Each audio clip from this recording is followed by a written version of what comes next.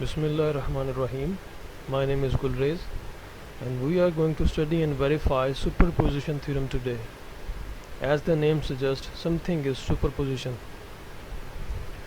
Superposition theorem एक ऐसा theorem है जो कि इलेक्ट्रिकल सर्किट्स के ऊपर अप्लाई होता है, ऐसी जगह पर जहाँ पर एक से ज़्यादा सोर्सेज दिए हों एनर्जाइज करने के लिए, and for the time being जहाँ जिस सर्किट के अंदर एक से ज़्यादा सोर्स दी हुई होगी, फॉर द टाइम बीइंग किसी एक सोर्स को सुपरपोजिशन की हैसियत दे दी जाएगी. ये कैसे होगा इसकी स्टेटमेंट पढ़ते हैं. The superposition theorem for electrical circuit states that the total current in any branch of a bilateral linear circuit equals the algebraic sum of the current produced by each source acting separately throughout the circuit. कहने का मकसद है कि superposition theorem एक ऐसा theorem है जो electrical circuits के ऊपर तब अप्लाई होता है जब आपने किसी एक पर्टिकुलर ब्रांच का टोटल करंट फाइंड करना हो, प्रोवाइडेड दैट के वो सर्किट लीनियर सर्किट हो और बायलैटरल भी हो. बायलैटरल से मुराद है कि अगर किसी एक सर्किट की किसी एक साइड से अगर आप शुरू हों, सर्किट डायग्राम देख लेते हैं फिर हमें सही समझ आएगा. जैसे कि ये एक सर्किट दिया हुआ है, V1 अलहदा से गिवन है, V2 अलहदा गिवन है. V1 एक मेरी लेफ़्ट साइड पर है और V2 जो है वो राइट साइड पर है. अब मैं किसी भी एक बैटरी को पहले यूज़ करते हुए इसका अलजेब्रिक सम करंट का निकाल लूँ थ्रू ब्रांच, तो कोई फ़र्क ना पड़े, ऐसा सर्किट बायलैटरल कहलाता है. मतलब कि अगर मैं V1 से स्टार्ट करूँ टुवर्ड्स V2 और फिर सर्टेन रूल्स, मैश एनालिसिस या KVL या करंट डिवाइडर रूल लगाते हुए मैं ब्रांच का करंट फाइंड कर लूँ, या V2 से शुरू करते हुए मैं इस साइड पर आ जाऊँ, मतलब राइट से लेफ़्ट की तरफ आऊँ या लेफ़्ट से राइट की तरफ जाऊँ, कोई फ़र्क ना पड़े, मैं इस सर्किट को टिल्ट कर दूँ, 180 डिग्री के ऊपर ले जाऊँ, ऐसा सर्किट बायलैटरल सर्किट कहलाता है. क्योंकि नेट सम तो एक ही रहना है ना. चाहे आप V1 अगर यहाँ ताकत 50 वोल्ट की लगाई हुई है, यहाँ 70 वोल्ट की ताकत लगाई हुई है, या यहाँ पर 50 वोल्ट की ताकत लगाई हुई है V2 वाली साइड पर और V1 वाली साइड पर 70 की आपने ताकत लगा दी है, तो ऐसे सर्किट के अंदर फ़र्क तो कोई भी नहीं पड़ना, नेट सम एक ही रहना है क्योंकि ये एक क्लोज लूप है और ब्रांच के अंदर से गुजरने वाला करंट के ऊपर भी कोई फ़र्क नहीं पड़ना. ऐसा एक सर्किट बायलैटरल सर्किट है. और लीनियर सर्किट हम लोग जानते हैं कि लीनियर सर्किट क्या होता है, ये आप बखूबी जानते हैं. Equals the algebraic sum of the currents produced by each source acting separately throughout the circuit. करना क्या होगा सुपरपोजिशन थ्योरम में कि एक कॉम्प्लेक्स सर्किट दिया होता है, उस सर्किट को हमने इस हद तक छोटा करना है कि उसके ऊपर हमारे पास जो पहले से प्रोवाइडेड लॉज हमने जो पढ़ रखे हुए हैं, जैसे कि ओहम लॉ है, वो अप्लाई हो सके एक छोटे सर्किट के ऊपर. तो ऐसा एक सर्किट हमारे सामने यहाँ गिवन भी है जिसमें दो सोर्सेज दी हुई हैं, वोल्टेज की V1 अलग है, V2 अलग है. तो जब हम किसी एक सोर्स को सुपरपोजिशन की हैसियत देंगे, लेट्स से मैं V1 यहीं पर रख दूंगा और V2 को शॉर्ट कर दूंगा, तब मैं ब्रांच का करंट निकालूंगा. फिर मैं V2 को ऑन रख कर V1 शॉर्ट कर दूंगा, फिर ब्रांच का करंट निकालूंगा और फिर इनका सम निकालूंगा. तो जो थ्रू आउट सर्किट के अंदर करंट फिर रहा होगा वो इसके इक्वल होगा टोटल सम के, अलजेब्रिक सम के. इसको समझते हैं हम नीचे प्रोसीजर के थ्रू. इसका प्रोसीजर में स्टेप 1 जो है वो इसमें एक सर्किट गिवन है, 50 वोल्ट की बैटरी गिवन है और हमने V2 जो है वो शॉर्ट सर्किट कर दी है फॉर द टाइम बीइंग, कि हमने एक बैटरी को सुपरपोजिशन की हैसियत दे दी है. इसको भी पहले दी जा सकती थी और इसको शॉर्ट सर्किट किया जा सकता था, बायलैटरल सर्किट है, लेकिन हमने फ़िलहाल इसको हैसियत दी है ऑन रखने की और मतलब सुपरपोजिशन बना दी है. इस साइड पर इसको शॉर्ट सर्किट कर दिया. यहाँ से करंट जारी हुआ, एक्साइट किया, फिर यहाँ पर जाकर डिवाइड हो गया, यहाँ ब्रांच बन रही है, ये 30 एम्पेयर है, ये ब्रांच बन रही है. 30 और 20 आपस में पैरेलल हैं। करंट की डायरेक्शन जो है IT यहाँ से गुजर रहा है और इस तरफ जा रहा है, तो पैरेलल 30 और 20 बने। यहाँ आके डिवाइड हुआ करंट। 30 और 20 का पैरेलल हमें पता है किस तरह लेना है कि 30 मल्टीप्लाई बाई 20, जैसे यहाँ गिवन है, और डिवाइड हो रहा है 20 प्लस 30, तो ये 12 आ रहा है।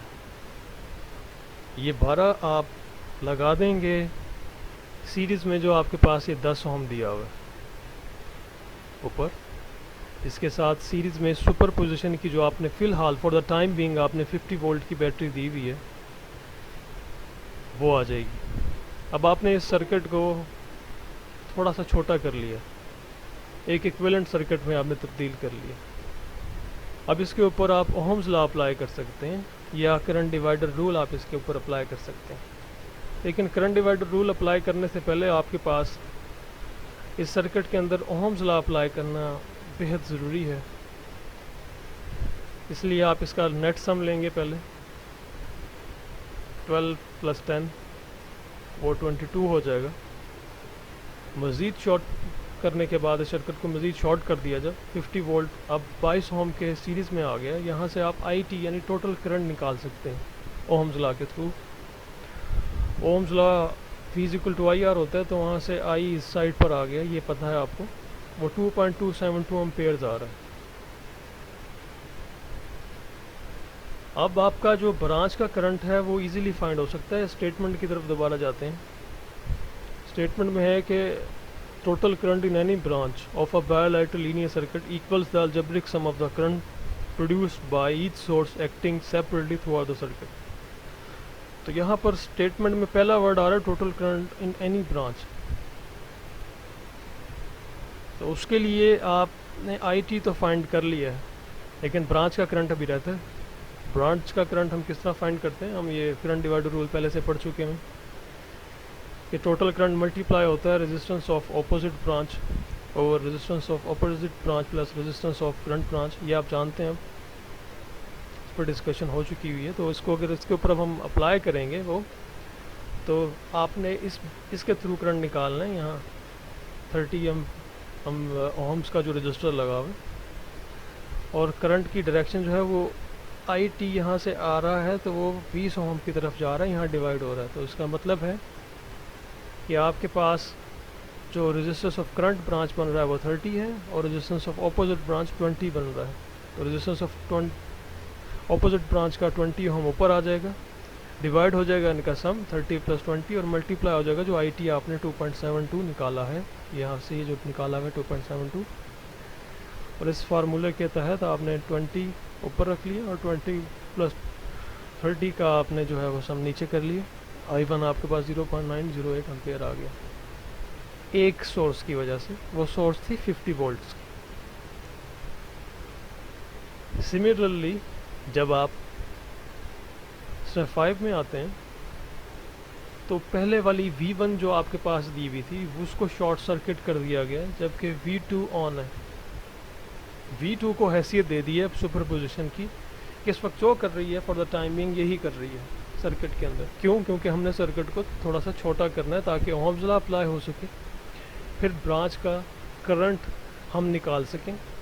लेकिन अगर हम इस सर्किट को प्रैक्टिकली मतलब दोनों बैटरीज लगा कर भी ऑन करते, और अब जब हम हैसियत दे रहे हैं सेपरेटली अलग-अलग, तो इनका नेट सम पे कोई फ़र्क नहीं आ रहा। हमने इस तरह दो टारगेट अचीव कर लिए कि हमने कॉम्प्लेक्सिटी भी कम कर ली है जब हम रफली सॉल्व कर रहे हैं, एनालिसिस कर रहे हैं पेजेस के ऊपर, कॉम्प्लेक्सिटी भी कम कर ली है, और उसका जो नेट सम है उस पर भी कोई फ़र्क नहीं आ रहा। बहरहाल इसे हम प्रोटीज पे वेरीफाई कर लेंगे, फ़िलहाल हम इसे पेजेस के ऊपर मतलब रफली देख रहे हैं।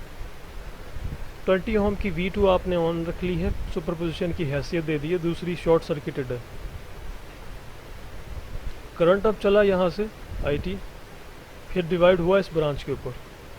अब करंट की जो डायरेक्शन है वो बरक्स है जो ऊपर वाले सर्किट में थी, वो यहाँ से IT चल रहा था। लेकिन अब IT जो है वो यहाँ से चल रहा है और डिवाइड हो रहा है 30 और 10 के दरम्यान। तो 30 और 10 जो है ये 30 और 10 जो हैं ये पैरेलल हो जाएंगे। इसका नेट सम आपने ले लिया 7.5 ओम, ये 20 के साथ और 20 के साथ सीरीज़ में आ जाएगा कुछ इस तरह। अब जब ये सीरीज़ में आ गया तो 20 प्लस 7.5 आप ऐड कर सकते हैं, 27.5 आ गया, 20 वोल्ट की बैटरी आ गई सीरीज़ में। अब इस पर ओम्स लॉ अप्लाई हो सकता है, IT आप फाइंड कर लेंगे ओम्स लॉ के थ्रू। ब्रांच का करंट कैसे फाइंड होगा? ब्रांच 30 ओम की है तो resistance of opposite branch 10 ohm बनती है, divided by sum of current branch resistance and उसके साथ आप ऐड करते हैं रेजिस्टेंस ऑफ ऑपोजिट ब्रांच, तो 30 प्लस 10 नीचे की साइड पर आएगा और ऊपर आएगा रेजिस्टेंस ऑफ ऑपोजिट ब्रांच जो कि 10 होगा, और मल्टीप्लाई होगा IT से जो आपने ओम्स लॉ के थ्रू निकाला हुआ है 0.727। तो ये जब आपस में आप इनकी मल्टीप्लिकेशन करेंगे तो 0.181 आपके पास अब 20 वोल्ट की वजह से जो करंट जा रहा है इस ब्रांच में वो आ जाएगा। अब इनका नेट सम हम ले सकते हैं इस ब्रांच का, इस बायलैटरल लीनियर सर्किट का हम जो नेट सम है ब्रांच का वो ले सकते हैं इन दोनों करंट्स को ऐड करके। जो पहले आपने निकाला I1 वो था 0.908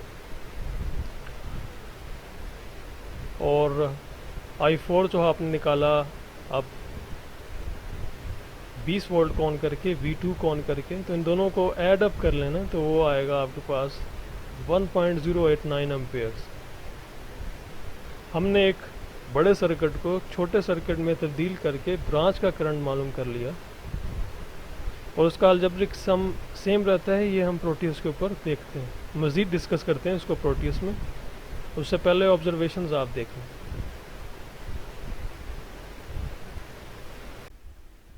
जी वेलकम टू प्रोटीज। आज हम कर रहे हैं सुपरपोजिशन थ्योरम, इसको वेरीफाई करना है प्रोटीज के ऊपर। हमारा मेन टारगेट था कि हमने ब्रांच का टोटल करंट फाइंड करना था। दो बैटरीज लगी हुई थी सर्किट के अंदर और एक्टिंग सेपरेटली करवाकर हमने ब्रांच का टोटल करंट फाइंड करना था। एक्टिंग सेपरेटली से क्या मुराद है कि किसी एक बैटरी को एक वक्त में सुपरपोजिशन की हैसियत देकर दूसरी को शॉर्ट कर देना था और फिर ब्रांच से गुजरने वाला करंट फाइंड कर रिस्पेक्टिव बैटरीज के बाद इन दोनों को आपस में ऐड करके एक अलजेब्रिक सम ले लेना था। इसको वेरीफाई करते हैं प्रोटीज के ऊपर सर्किट बनाकर।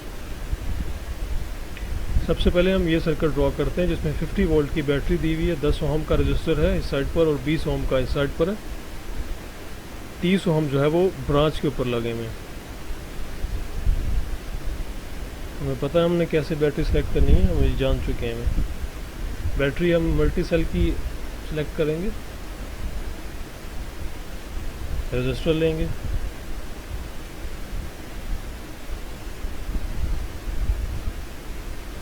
बैटरी ड्रैग कर लें यहाँ पर।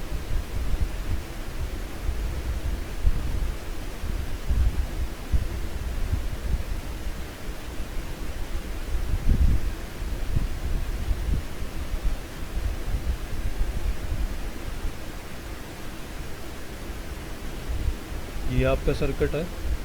ये जो है अभी फ़िलहाल शॉर्ट रहेगा। शॉर्ट से मुराद है कि आपने ये तारों को लगा देना है आपस में। कीमतें देख लें, 50 वोल्ट है, इसकी कीमत चेंज करते हैं हम।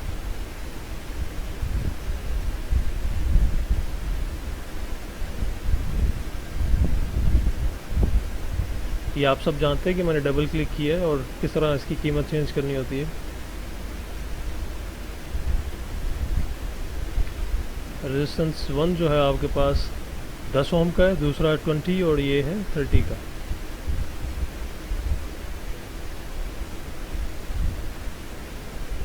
ये भी आप जानते हैं कि हम किस तरह चेंज करते हैं वैल्यूज़ को।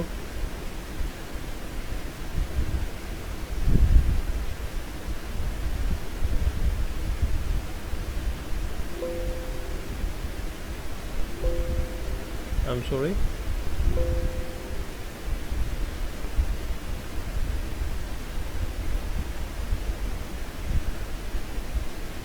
करंट जांचने के लिए इंस्ट्रूमेंटेशन मोड में से आपने डीसी एमीटर निकालना है।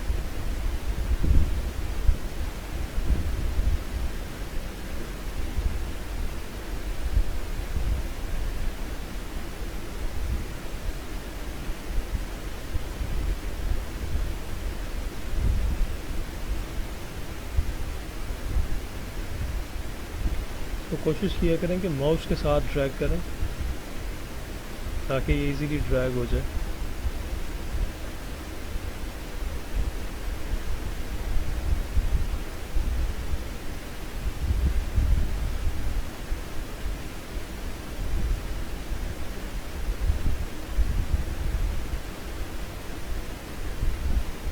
माउस के बिना इनको ड्रैग करने में थोड़ी सी प्रॉब्लम आती है।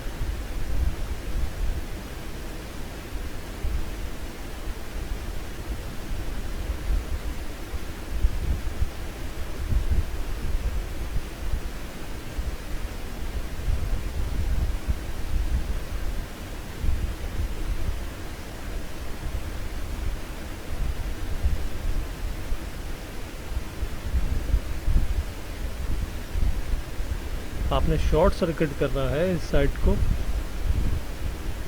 मतलब किसी बैटरी को इन्वॉल्व नहीं करना।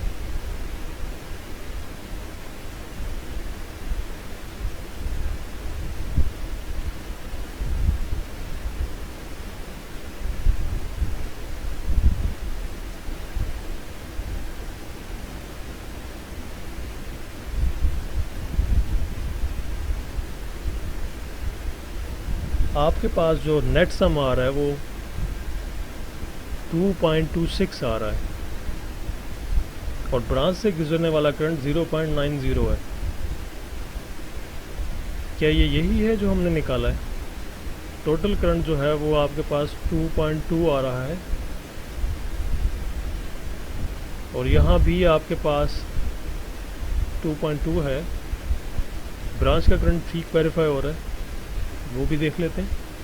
ब्रांच का करंट नेट सम तो आपका जो टोटल जो आपका आईटी है वो तो आया है 2.27। ब्रांच का करंट है 0.908, तो 0.9 ठीक आ रहा है ब्रांच का करंट भी। अगर अब हम इस बैटरी को शॉर्ट सर्किट कर दें और इस बैटरी को यहाँ से ऑन कर दें तो क्या फ़र्क पड़ता है, आइए देखते हैं।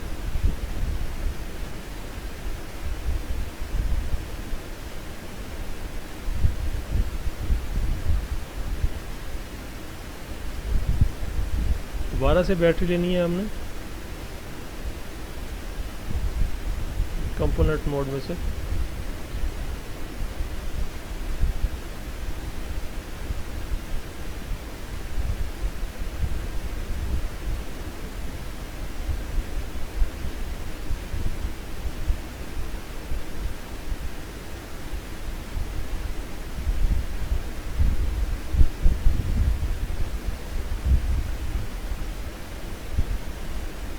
कंपोनेंट मोड में से जब आपने बैटरी सेलेक्ट करनी है तो अब इसकी ताकत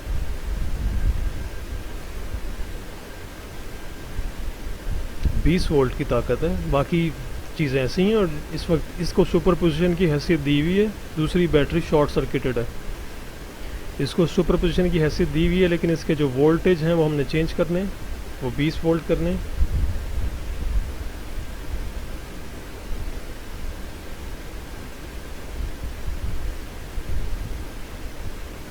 अब मैं सर्किट को ऑन करता हूँ तो आप ये देखें कि आपके पास नेट सम क्या आ रहा है। उस नेट सम के लिए सबसे पहले हम यहाँ भी एक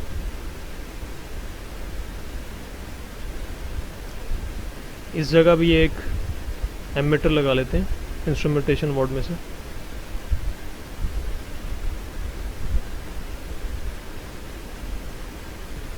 ठीक है, इसी एमीटर यहाँ एक लगा देते हैं।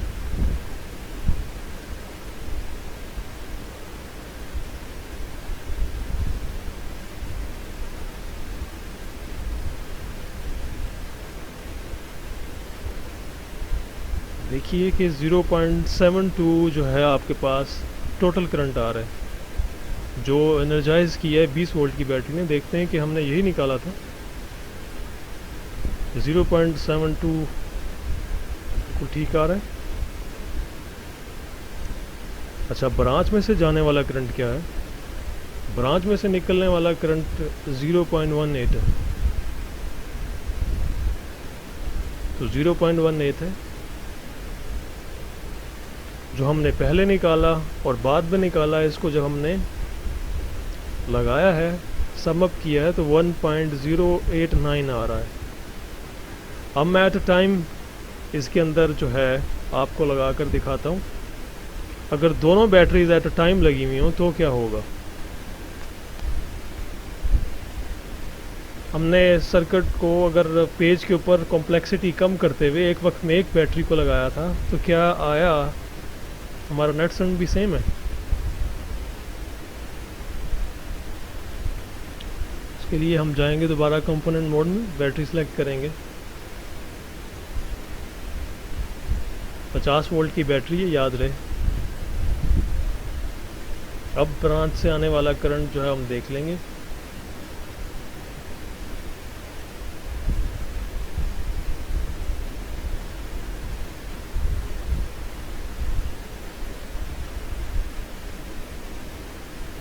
तो वो आ रहा है 1.09, 1.089 या 1.09 बिल्कुल ठीक आ रहा है। मतलब क्या था कि हमने एक बड़े सर्किट को बजाय इसके कि हम एक कॉम्प्लेक्स फॉर्म में लेके जाते उसे, हमने पहले उसे शॉर्ट किया, छोटा किया, और फिर उस पर ओहम्स लॉ अप्लाई करते हुए जब हम एनालिसिस कर रहे थे पेज के ऊपर, ऐसा सॉफ्टवेयर के ऊपर करना तो इजी होता है कि आपने ड्रॉ कर लिया एक ही दफ़ा में, लेकिन पेज के ऊपर कॉम्प्लेक्सिटी कम करने के लिए हमने सुपरपोजिशन थ्योरम का सहारा लिया कि हमने पहले एक बड़े सर्किट को छोटे सर्किट में तब्दील करते हुए ओहम्स लॉ लगाकर फिर करंट डिवाइडर रूल लगाकर करंट फाइंड कर लिया, और वो उसी के इक्वल था अगर हम दोनों बैटरीज को इकट्ठा लगाते। आई होप सो आपको समझ आ गई होगी।